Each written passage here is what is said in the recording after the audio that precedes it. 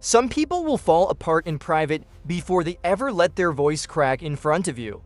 They will solve their crisis alone, wipe their face, adjust their posture, and return as if nothing happened. You will describe them as strong, composed, independent, reliable. You may even admire how put together they are. What you will not see is the silent contract they made with themselves a long time ago. No one gets to see me struggle. The psychology behind this pattern is not simple pride. It is not just personality. It is a survival strategy that hardened into identity. And once it hardens, it becomes very difficult to undo. People who never let anyone see them struggle usually learned early that vulnerability was unsafe. Maybe they asked for help and were dismissed. Maybe they cried and were mocked. Maybe their pain was minimized because someone else had it worse. Or maybe there was simply no space for their emotions because the environment was already overloaded. A child in that position makes a quiet calculation. If expressing weakness does not bring comfort, then weakness must be hidden. Over time, hiding becomes automatic. The nervous system pairs exposure with danger. The body tightens when emotion rises. Tears are swallowed. Confusion is masked with competence. The person grows up believing that strength means self-containment. As adults, these individuals often appear exceptionally capable. They handle responsibilities without complaint. They rarely ask for assistance. They anticipate problems before they escalate. They pride themselves on being dependable, but this hypercompetence is often rooted in hypervigilance. They are not just responsible, they are prepared for collapse at any moment. And because they are prepared, they believe they must remain the stable one. There is also a deep fear beneath the surface. If people see me struggle, they will lose respect for me. They will think I am weak. They will withdraw. This fear may not be consciously articulated, but it shapes behavior. Even in safe relationships, these individuals hesitate to open up. They may share stories after they have resolved them, but rarely during the unresolved phase. You will hear about their hardship once it is neatly packaged. Rarely while it is raw. Another layer is identity fusion. If someone has been labeled strong for most of their life, that label becomes part of their self-concept. To struggle publicly would feel like betraying that identity. It creates cognitive dissonance. If I am the strong one, I cannot also be the overwhelmed one. So they choose consistency over authenticity. This consistency is exhausting. Suppressing vulnerability requires energy. Monitoring facial expression requires energy. Maintaining composure during stress requires energy. The body absorbs that energy cost. Muscle tension increases. Sleep may become shallow. Headaches may appear. The person may not connect their physical symptoms to emotional suppression, but the link is real. The nervous system is not designed for constant containment. Emotional processing requires expression, even if minimal. When expression is chronically blocked, stress accumulates. People who hide their struggle also tend to be uncomfortable receiving care. When someone offers support, they may deflect with humor, or say they are fine or change the subject. Being taken care of feels unfamiliar. It may even feel threatening. If care was inconsistent or conditional in childhood, relying on it now feels risky. They would rather manage alone than risk disappointment. There is also the phenomenon of comparison. These individuals often minimize their own pain because they believe others have it worse.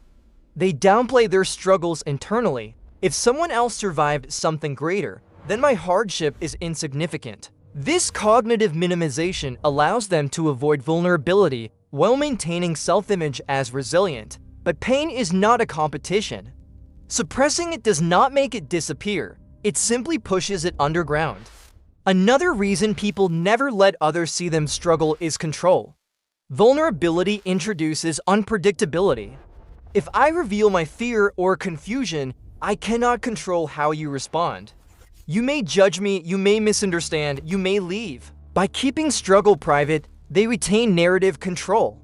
They present themselves as stable, therefore reducing the risk of relational instability. But this control comes at the cost of intimacy. Relationships deepen through shared vulnerability. When struggle is hidden, connection remains partial. Others know the polished version, rarely the trembling one. There is also pride intertwined with fear. Pride in being self-sufficient, pride in resilience, pride in surviving without help. This pride is not arrogance, it is armor reinforced by past necessity. It says, I made it through alone before, I can do it again. But strength measured only by isolation becomes brittle. It does not bend, it fractures quietly. Another psychological component is learned emotional containment. If someone grew up in an environment where emotional expression was chaotic or overwhelming, they may have decided to be the opposite, calm, controlled, rational. They learn to regulate by suppressing. This can create impressive composure in crisis. But crisis mode regulation is not the same as healthy emotional processing. It is emergency functioning extended into everyday life. People who never show struggle are often the first to show up for others. They offer advice, they listen, they stabilize. Helping others becomes a way to channel their emotional energy outward. It also reinforces their identity as the strong one. But when everyone relies on them, few think to ask how they are doing. And even if asked, they may not answer honestly. They have rehearsed "I'm good" too many times. There is also fear of burdening others. If someone internalized early that their needs were inconvenient, they may avoid sharing struggles to avoid being too much. They carry their weight quietly so no one else has to. This self-silencing feels considerate, but it reinforces isolation. Over time, never letting anyone see you struggle creates emotional distance. Even in close relationships, there may be an invisible barrier. You are present but not fully seen, loved but not fully known. This can create a paradoxical loneliness, surrounded by support, yet unable to use it. The internal narrative often sounds like this: I can handle it, I should handle it, I have handled worse.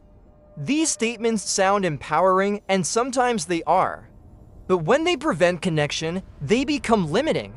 Strength that excludes vulnerability is incomplete strength. The irony is that most people do not lose respect when someone opens up. They feel closer, they feel trusted. But the person who hides struggle cannot access that feedback until they risk it. And risk feels dangerous. Breaking this pattern does not require dramatic confession. It begins with small admissions. Saying I'm having a hard week, admitting uncertainty. Allowing someone to witness discomfort without immediately resolving it. These micro moments retrain the nervous system. They show that exposure does not automatically equal rejection. Over time, the identity of the strong one can expand. It can include both resilience and openness, both competence and confusion. The goal is not to become dependent, it is to become integrated. To allow struggle to be part of the human experience rather than a secret flaw. The psychology of people who never let anyone see them struggle reveals something profound. Behind the composure is often a child who learned that safety depended on silence. Behind the independence is often a memory of disappointment. Behind the strength is often fear. Not fear of hardship, fear of being seen in hardship. And when that fear softens, even slightly, connection deepens. Because real strength is not the absence of struggle. It is the willingness to be seen while you are in it.